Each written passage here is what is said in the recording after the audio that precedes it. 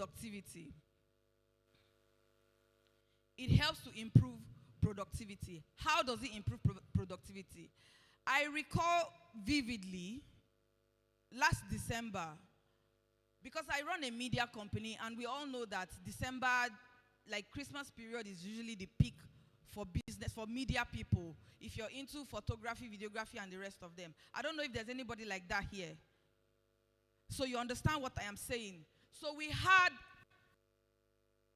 I recall one day we were on our way from Warri. We had just finished a job, and we were on our way back. In fact, we slept over. We were coming back that morning. And we had done jobs back to back, day and night before then. While I was in the vehicle, I got a call, and somebody was booking us for a job again that day, that same day. On the phone, I clearly told the person that I am sorry, I cannot keep pulling my team out every day like this. We would have to turn this one down so they can rest. While I ended the call, because I had my team in the car, they heard that conversation, and they asked, why did I turn the person down? I said, I don't want to overstress you. I need you to also find time to rest. They said, no, please call them back. Call them back. We don't mind. That was what they said. So it took me a moment. I was also tired, to be very honest. But that encouraged me. And why? This is because I'm going to be very honest with business owners here. We know that you are paying salaries at the end of the month. But you need to understand that people who work with you also are humans who also have needs. What I do, as much as my strength and finances can carry, whenever we go out on a job, as much as possible, I give out something outside the salary or whatever is going to come at the end of the month. So I believe that because, like I said, we had been going out back to back, every day they went home with some cash. I don't know if that was the motivation, but it was a valid one. And they knew that this extra one means extra cash today. So they were the one encouraging me to call the person back and rebook, which I did. So I want us business owners to know one thing. Yes, I know that you have equipment to buy, you have products, but you and I know that there are some months that are good months. There are some weeks that are good weeks. When you have moments like that, try to reach out to your employees. Try to give them incentives. Try to make them feel that they are part of the company. I think most times the challenges we face is that we make it clear that it is my company. It is not your own. I am just employing you. Come and do your work and leave. So they don't feel obligated to treat it like it is theirs. They don't feel that sense of ownership. So I think it's something, it is hard, I'm not going to lie. Because sometimes you think of the truckload of things that you need to do with your money. But again, what I always tell myself is, I don't see my business as something people just come walk through and leave. I don't see it as a place you just come and work, earn your salary and go.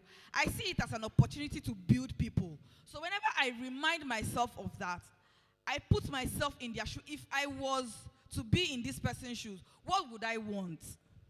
So whenever it gets hard, whenever it gets difficult to make such decisions, I remind myself why I started and what I would have wanted to, or how I would have wanted to be treated if I were in the other person's shoes. I don't know if I'm communicating. So like I said initially, it helps when your employees are comfortable. When I say comfortable, I don't mean they are lazing around and there's no work for them to do. No. I mean when they feel that they are part of this business, it increases employee retention. It reduces burnout. Like the example I gave about December, I assure you, we were all exhausted. But they were not thinking of that. I believe, I don't think I am wrong, but this extra cash that will come today, I don't mind. If I didn't care, because at the end of that same December, I would still pay the salary, they would jump at the offer to go and rest. I don't know if this makes sense to anybody. Hello, please, I need you to communicate. So it builds trust and stronger workplace and encourages creativity. When I say it builds trust and a stronger workplace, this is why. On days where we go out, even if the work is as hectic as work can be, and they don't get anything at the end of the day, they don't bother because they know that if I had, I would have given. I don't know if I'm making sense. So on the days that are low, they would still do it happily because they know that if you had, you gave before, right? So if you had today, you would have given as well. So these are parts of the reason why we say that building a healthy workplace or business environment builds trust. So they trust you that because you did not give today does not mean that you have changed. It only means you did not have enough to give out. Now, the signs of unhealthy workplace, just like I said before, it creates burnout, chronic stress, fear-driven leadership as well. I'm going to even get to this. Poor communication, conflict, high morale, low morale. As a business, you know how they say when you think you are working 9 to 5 in a job you're employed to do, and you think it's too much time, and you decide to pull out and build your own business, you end up working 24 hours. Is that correct, business people? Am I correct? Because even while you are sleeping, sometimes I am dreaming of my business. I am thinking of what I need to do that I am yet to do. I am thinking of the in the morning and I forgot to respond. I am thinking of so many things. So if you think 9 to 5 takes a lot of your time, try going into a business and then you know the difference. So low morale, when you see that you work almost all the time, and of course you have people working with you, the only way to build their morale is to create a very safe, a very healthy work environment. When we talk about communication, like I said, all of these things are not easy to practice, but we need to make conscious effort to practice them at all times. I speak to my team members. I ask their opinion on everything we need to do. I ensure, in fact, as a matter of fact, if you don't give out your opinion, that is actually when I have issues with you.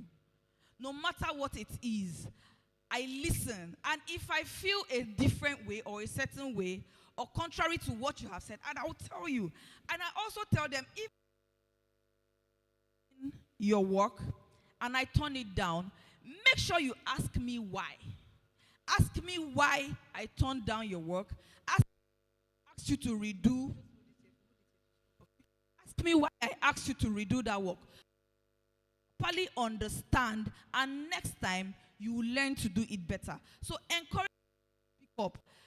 I assure you, if I tell you that you like it all the time, I am lying. But if you stop them from speaking, even the one you would like, they will say. The one that will be beneficial to you and your business, they won't say.